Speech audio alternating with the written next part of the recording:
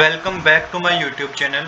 आज हम करेंगे क्लास 12 की अकाउंटेंसी का एक इम्पोर्टेंट चैप्टर जिसका नाम है कैश फ्लो स्टेटमेंट का सोल्यूशन नंबर 6 का ए पार्ट। आज हम क्वेश्चन नंबर 6 का ए पार्ट करेंगे। क्वेश्चन नंबर 6 का ए पार्ट मैंने ऑलरेडी नोट कर रखा है। आपको क्या कैलकुलेट करना है, आपको कैलकुलेट करना है cash from operating activity from the flowing balance.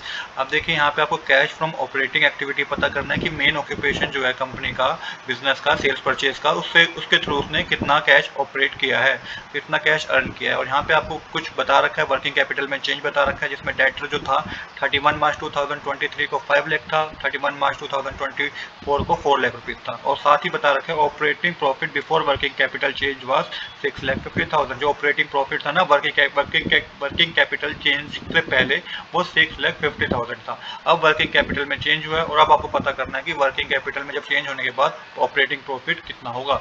चलिए बिना देरी के शुरू करते हैं अपने आज के सोल्यूशन को। तो सबसे पहले जो आपको ये operating profit before working capital change दे रखा है, ये आपको नोट डाउन करना है। Operating profit before working capital change 6,50,000 का था।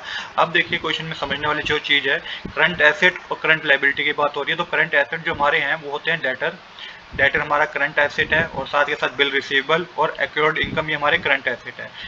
और हमारे जो करंट लाइबिलिटी हमारी वो क्या है, वो है हमारी आउटस्टैंडिंग एक्सपेंस। आउटस्टैंडिंग एक्सपेंस हमारी करंट लाइबिलिटी है। क्रेडिटर और बिल पेएबल हमारी क्या है, करंट लाइबिलिटी है। तो आई होप ये आपको पता होगा, डेटर, बिल रिसीवेबल और एक्योर्ड इनकम आपकी करंट एसेट है।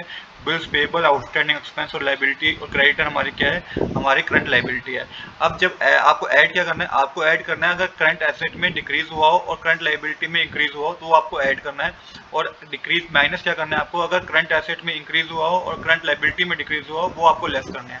तो सबसे पहले हम क्या देखेंगे, डिक्रीज इन करंट एसेट। तो डिक्रीज किस में हुआ है, करंट एसेट में, डेटर में डिक्रीज हुआ है, 5 लाख के 4 लाख हो गए हैं। तो कितने का डिक्रीज हो गया, 1 लाख का डिक्रीज हो गया। तो ये आपको ऐड करना है।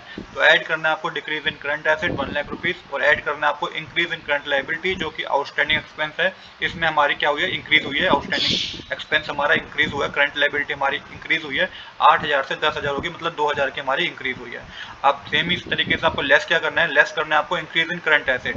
अब जिसमें भी करंट एसेट में इंक्रीज हुआ वो आपको लेस करना है। तो बिल रिसीवेबल में देखेंगे आप, इंक्रीज हुआ है, कितने का इंक्रीज हुआ है, 25,000 का, ये आपको लेस करना है। और एक्योर्ड इनकम में भी आपको 1,000 रुपीज का इंक्रीज हुआ है।